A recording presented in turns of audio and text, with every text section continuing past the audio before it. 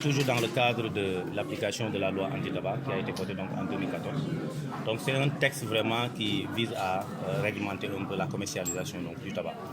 Donc comme vous le savez, dans la loi, il est interdit donc de vendre du tabac dans un rayon de 200 mètres des établissements sanitaires, scolaires, etc. Donc maintenant, pour renforcer donc son application, il est nécessaire vraiment d'organiser donc cette commercialisation, donc qu'il soit vraiment encadré.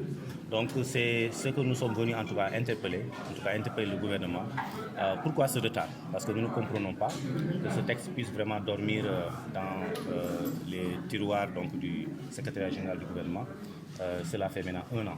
Donc nous avons eu vraiment à les interpeller à plusieurs reprises pour voir un peu qu'est-ce qui était vraiment à l'origine de ce retard.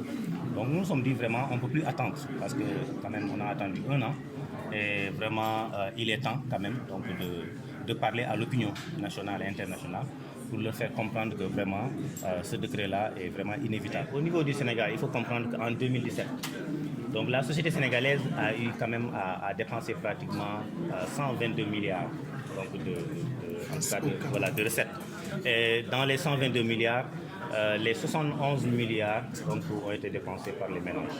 Donc ça veut dire qu'il y a quand même beaucoup de pertes et c'est important, ça c'est des chiffres du CRES. C'est important vraiment que le gouvernement puisse prendre ses engagements et aussi rejoindre également l'engagement du président de la République qui a eu en tout cas à être le premier président en tout cas à montrer sa volonté politique avec ce vote de la loi, ce décret d'application. Mais aujourd'hui, vraiment, vu ces lenteurs, c'est comme s'il y a quand même des personnes qui sont derrière, qui se cachent. Bon, nous, on ne peut pas dire que c'est l'industrie tabac, on ne sait pas, mais on sait que quand même, il y a des personnes en tout cas qui bloquent ce texte. Oui, ce que nous comptons faire, c'est très simple, c'est vraiment retourner, en tout cas, voir un peu les gens qui nous avaient aidés en 2014, donc les leaders d'opinion, les chefs religieux, pour leur faire comprendre que il y a un texte qui est toujours dans les tiroirs. Et c'est ce texte-là également qui va nous permettre, en tout cas, de continuer ce combat-là.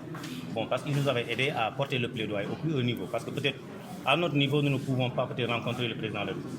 Mais eux, ils ont cette possibilité quand même peut-être de pouvoir lui parler et de lui dire attention, bon, la LISTAB est venue me voir, donc il y a un texte qui est là, qui vraiment organise donc la commercialisation.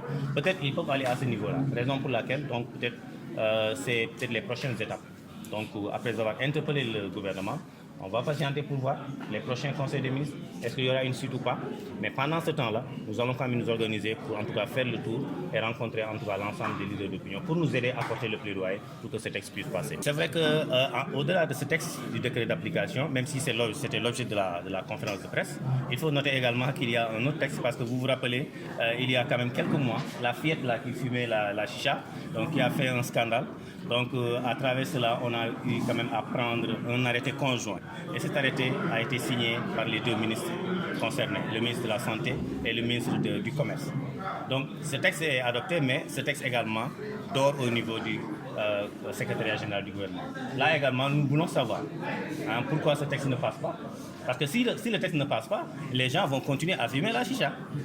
Il n'y a pas vraiment une disposition qui interdit la chicha à part les cigarettes aromatisées dans la loi. Donc ça veut dire que c'est ce texte-là qui va en tout cas interdire l'usage de la chicha, l'importation et l'exportation au Sénégal. Je pense que c'est important. Il nous faut aller vraiment vers l'interdiction totale de la chicha.